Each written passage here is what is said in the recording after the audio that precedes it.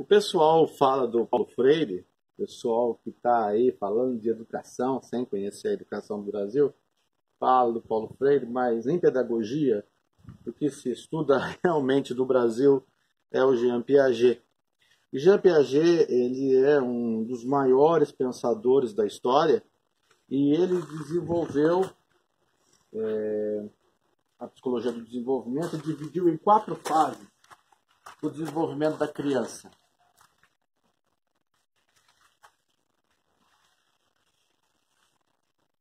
A primeira fase do desenvolvimento da criança é o sensório motor. É a fase em que a criança vai usar os seus sentidos, de 0 a 2 anos, para começar a construir a sua inteligência, o seu conhecimento. Essa fase é uma fase impressionante, porque a criança acaba dobrando de conhecimento a cada semana. É uma fase muito intensa.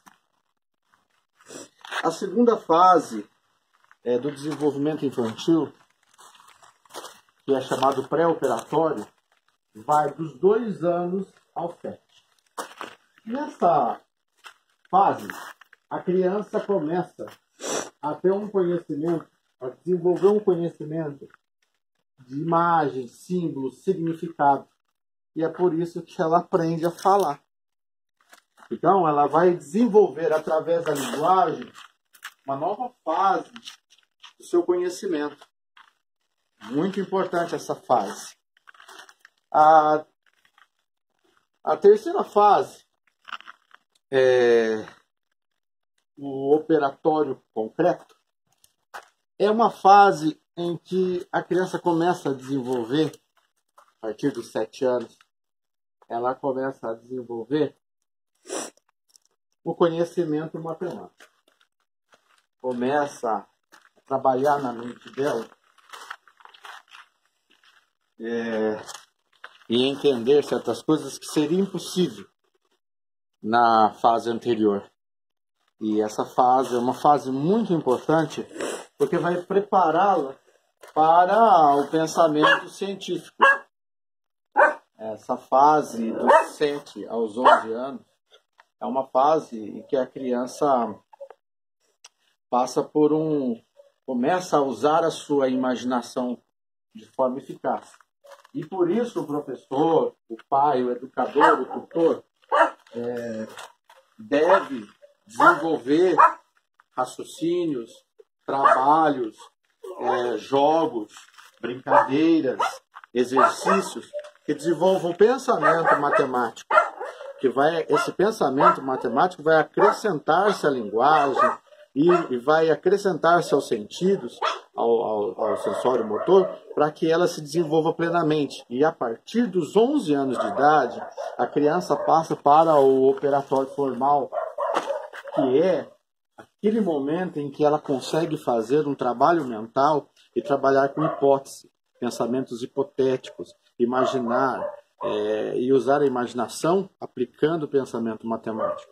Essas 4 fases do desenvolvimento infantil são estudadas na pedagogia. E o Brasil é um país que tem um grupo de teóricos e pedagogos muito forte, e existem lugares, cidades e escolas no Brasil premiadas mundialmente. É lógico que o foco agora é fazer com que esse sucesso dessas escolas expanda para toda a nação. Quando o presidente da República assumiu e disse que o foco seria desse governo, seria a infância, as crianças, isso para mim foi muito importante, achei muito bom, porque os governos anteriores deram muita atenção para as faculdades, as universidades, mas para que se desenvolva o nosso país de maneira eficaz e rápido, tem que se investir em educação e educação infantil. Então, quando a pessoa fala a respeito de trabalho infantil e defende o trabalho infantil sem saber do que se trata, confunde as coisas, e até eu acho interessante que o presidente tenha falado a respeito de trabalho infantil, porque o ECA ele atrapalha em vários aspectos. O primeiro aspecto é a questão da escola. A criança vai para a escola, tem criança ignorante, criança mal educada e criança que agride os seus colegas. E o ECA protege essa criança. Essa criança ela tem que receber punição, e quem mais tem que receber punição quando uma criança agride os seus colegas ou vai à escola e quebra as coisas que tem dentro da escola são os pais.